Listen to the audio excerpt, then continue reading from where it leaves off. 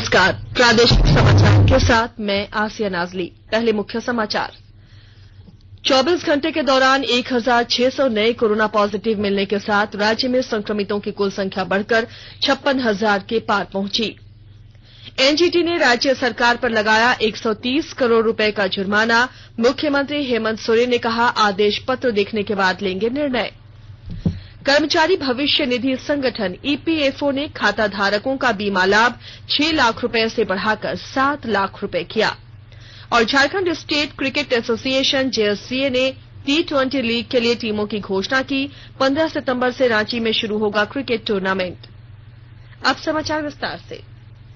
राज्य भर में पिछले 24 घंटे के दौरान 1609 नए कोरोना पॉजिटिव मिले हैं। इसी के साथ राज्य में संक्रमितों की कुल संख्या बढ़कर 56,897 पहुंच गई है। इनमें से 40,659 लोग स्वस्थ हो चुके हैं, जबकि सक्रिय मामलों की संख्या 15,726 है। कल कोरोना से 9 लोगों की मौत के बाद राज्य में मरने वालों की कुल संख्या 512 पहुंच गई है।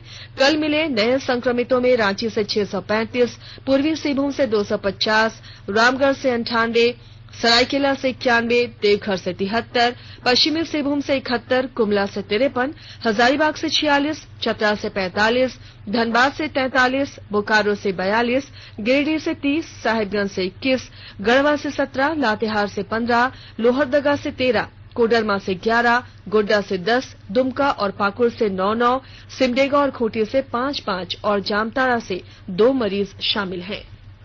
पिछले 24 घंटों के दौरान जामताड़ा जिले के कोविड-19 अस्पताल उदलबनी में इलाजरत 23 संक्रमित कोरोना को मात देने में सफल रहे हैं। स्वस्थ हुए लोगों को चिकित्सकों और स्वास्थ्य कर्मियों ने ताली बजाकर ससम्मान अपने अपने घरों के लिए विदा किया। कोरोना से जंग जीतने वाले व्यक्तियों से 7 दिनों तक होम क्वारंटीन में रहने का सरकारी दिशा निर्देशों का पालन करने की हिदायत दी गई है। स्वास्थ्य और परिवार कल्याण मंत्रालय ने लोगों को सलाह दी है कि वे नोवल कोरोना वायरस से अपने को सुरक्षित रखने के लिए सभी बुनियादी एहतियाती उपायों का पालन करें और सामाजिक दूरी बनाए रखें। एक रिपोर्ट। सरकार ने कहा है कि आवश्यक वस्तुओं की पर्याप्त आपूर्ति जारी है और लोगों को चिंता करने की कोई जरूरत नहीं है। लोगों को सलाह दी जाती है कि वे आवश्यक वस्तुओं और चिकित्सा सामानों की खरीदारी करते समय धैर्य रखें और शांत रहें। आवश्यक वस्तुओं को खरीदने के लिए बार बार बाहर निकलने से बचें। साथ ही लोगों से हाथ मिलाने और गले लगने से भी बचना चाहिए। बाजार, मेडिकल स्टोर और अस्पतालों में लोग कम से कम 1 मीटर की दूरी बनाए रखें। घर पर गैर जरूरी सामाजिक समारोह से बचा जाना चाहिए और घर पर मेहमानों को नहीं बुलाना चाहिए। लोगों को अपनी आंख, नाक और मुंह छूने से बचना चाहिए और लगातार हाथ साफ करते रहना चाहिए। हाथ को दोनों तरफ से कम 20 सेकंड तक रगड़कर धोना चाहिए। यदि कोई व्यक्ति खांसी या बुखार से पीड़ित है तो वह दूसरों के संपर्क में आने से बचे और डॉक्टर से तुरंत परामर्श ले। स्वास्थ्य मंत्रालय ने कोरोना वायरस के बारे में जानकारी के लिए एक टोल फ्री नंबर 1075 जारी किया है। इधर राज्य सरकार की ओर से भी कई दिशा निर्देश जारी किए गए हैं। इस सिलसिले में सरकार ने हेल्पलाइन नंबर 181 जारी किया है। सरकार ने कहा है कि कोरोना वायरस से संदिग्ध तौर पर संक्रमित कोई व्यक्ति पाया जाता है तो इसकी सूचना 0651 जो रांची का कोड है और टेलीफोन नंबर 2261-000 तथा 2261-002 के अलावा फैक्स नंबर 2261-856 और मोबाइल नंबर 9955837428 पर दी जा सकती है। आकाशवाणी रांची भी आपसे अपील करता है कि कोविड-19 के संक्रमण से बचने और अन्य लोगों को सुरक्षित रखने के लिए कृपया घर पर ही रहें और सरकारी दिशा निर्देशों का पालन करें। प्रधानमंत्री नरेंद्र मोदी आज वीडियो कॉन्फ्रेंस के जरिए बिहार में प्रधानमंत्री मत्स्य संपदा योजना का शुभारंभ करेंगे। श्री मोदी किसानों के सीधे इस्तेमाल के लिए ई गोपाला ऐप का भी उद्घाटन करेंगे। इस ऐप के जरिए व्यापक नस्ल सुधार कार्यक्रम, सूचना पोर्टल और बाजार की सुविधा की संपूर्ण जानकारी उपलब्ध कराई जाएगी। इस अवसर पर प्रधानमंत्री बिहार में मत्स्य पालन और पशुपालन क्षेत्रों में कई नवीन कार्यक्रमों का भी उद्घाटन करेंगे। प्रधानमंत्री मत्स्य संपदा योजना सरकार की फ्लैगशिप योजना है। इसके तहत 20,000 करोड़ रुपए के अनुमानित निवेश से देश के मत्स्य क्षेत्र के लगातार विकास पर ध्यान केंद्रित किया जाएगा। मत्स्य क्षेत्र में यह अब तक का सर्वाधिक निवेश है। इसके तहत 2024-2025 तक मत्स्य उत्पादन को अतिरिक्त 70 लाख टन बढ़ाने का लक्ष्य रखा गया है। राष्ट्रीय हरित अधिकरण एनजीटी ने झारखंड सरकार पर 130 करोड़ रुपए का जुर्माना लगाया है। यह जुर्माना बिना पर्यावरण स्वीकृति के झारखंड विधानसभा और उच्च न्यायालय भवन के निर्माण को लेकर लगाया गया है। एनजीटी में कल इस मामले की सुनवाई के बाद यह जुर्माना लगाया गया। इधर मुख्यमंत्री हेमंत सोरेन ने कहा है कि आदेश पत्र मिलने के बाद निर्णय लिया जाएगा। ये मीडिया के माध्यम से सवाल आई है, प्रॉपर फाइल के साथ हमारे पास आई नहीं है और क्या ऑर्डर आया है, क्या एनजीटी का निर्देश आया है, उसको हम लोग देखेंगे, उसका आकलन होगा। उसके उपरांत हम आपको निर्णय बता सकते हैं कि सरकार क्या करेगी। अब ये सारी चीजें प्रक्रिया के तहत होती है, चाहे हाईकोर्ट भवन बने, चाहे विधानसभा बने, चाहे कोई भी बिल्डिंग बने, उसके कानून है कि किस किस तरीके के बिल्डिंग में, किस किस तरीके के कंस्ट्रक्शन में एनजीटी का नियम लागू होता है और किस तरीके से लागू होता है। ये सारी चीजें निहित है और सरकार किसी भी गलत कार्यों को प्रोत्साहन नहीं देती और इस विषय पर तभी हम आपको विस्तृत बताएंगे जब हम एनजीटी के जो पत्र है और जो उनका दावा है उनको जब हम आकाशवाणी के ताजा तरीन समाचारों के लिए आप हमारी वेबसाइट newsonair.com पर लॉग ऑन कर सकते हैं। ताजा समाचार Twitter handle @AIR news alerts और Facebook page All India Radio News पर भी उपलब्ध है। आप प्रादेशिक समाचार एकांश के ट्विटर हैंडल @AIR news_रांची, फेसबुक पेज और YouTube channel AIR News Ranchi पर भी हमारे बुलेटिन सुन सकते हैं। प्रादेशिक समाचार आप आकाशवाणी रांची से सुन रहे हैं। श्रम और रोजगार मंत्री संतोष कुमार गंगवार ने कर्मचारी भविष्य निधि के ट्रस्टियों के केंद्रीय बोर्ड की 227वीं बैठक की कल अध्यक्षता की। कोविड-19 महामारी से उत्पन्न परिस्थितियों को देखते हुए बोर्ड ने ब्याज दर को 8.5% पर ही रखा है। इसमें 8.15% हिस्सा ऋण आय से और शेष 0.35% पूंजी लाभ और अन्य संसाधनों से जुटाया जाएगा। बोर्ड ने कर्मचारियों की जमा से जुड़ी बीमा योजना 1976 में संशोधन को भी स्वीकृति प्रदान की। इससे वर्तमान अधिकतम 6 लाख रुपए के बीमा लाभ को बढ़ाकर 7 लाख रुपए कर दिया जाएगा।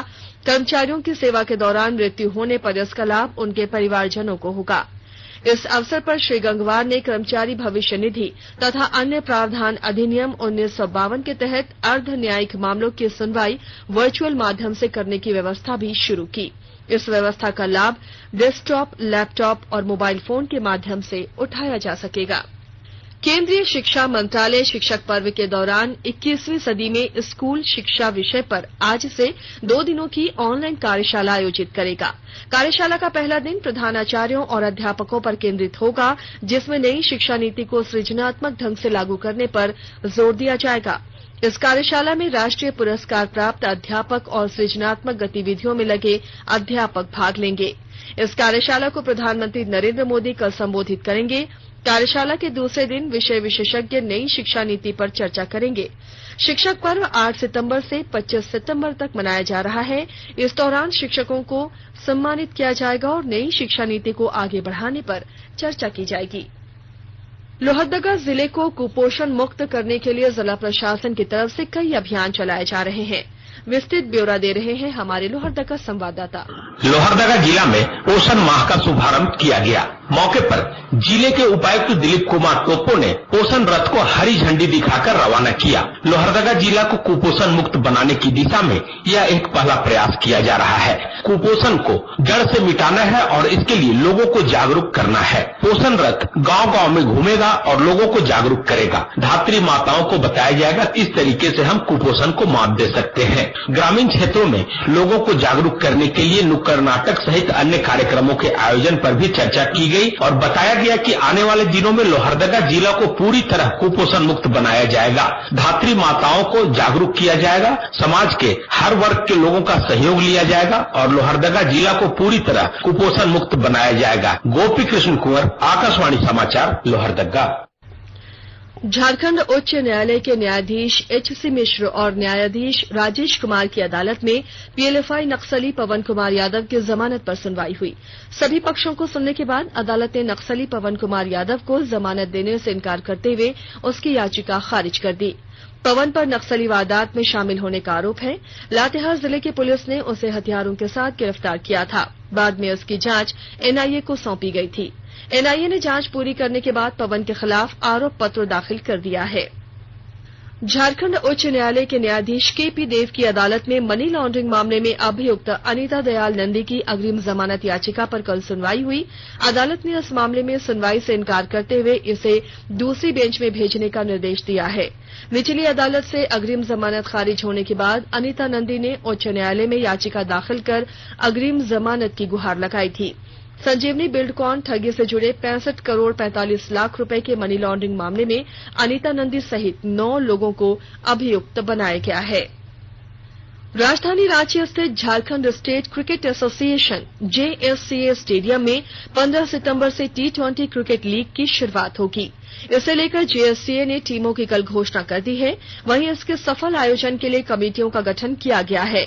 लीग में 6 टीमें Ranchi Raiders, Jamshedpur Jugglers, Dhanbad Dynamos, Singhbhum Strikers और दुमका डेयरडेविल्स भाग लेंगी। प्रत्येक टीम में 16 खिलाड़ियों को रखा गया है। पिछले सत्र में रणजी ट्रॉफी 23 वर्ष आयु वर्ग, 19 वर्ष और 16 वर्ष आयु वर्ग में रांची टीम का प्रतिनिधित्व करने वाले खिलाड़ियों को टीम में जगह दी गई है। वहीं दूसरी ओर कोविड-19 को देखते हुए सभी खिलाड़ियों के लिए कोविड टेस्ट अनिवार्य कर दिया गया है। कमेटी में डॉक्टर नफीस अख्तर खान को चेयरमैन और अजयनाथ शाहदेव को वाइस चेयरमैन बनाया गया है। और अब कुछ संक्षिप्त खबरों पर एक नजर डालते हैं। रांची टाटा रोड स्थित बुंडू थाना क्षेत्र में कल मोटरसाइकिल दुर्घटना में एक बाइक सवार घायल हो गया, जिसे पुलिस ने एम्बुलेंस से रिम्स रांची भेज दिया। रांची जिले के ओरमांझी थाना क्षेत्र के कमता मोड़ के पास कल 2 मोटरसाइकिल की सीधी टक्कर में एक व्यक्ति की मौत हो गई, जबकि 2 लोग घायल हो गए। राजधानी रांची सहित राज्य भर में आज जितिया पर्व मनाया जा रहा है। इसे लेकर माताएं अपनी संतानों के दीर्घायु, आरोग्य और सुखमय जीवन के लिए उपवास पर हैं।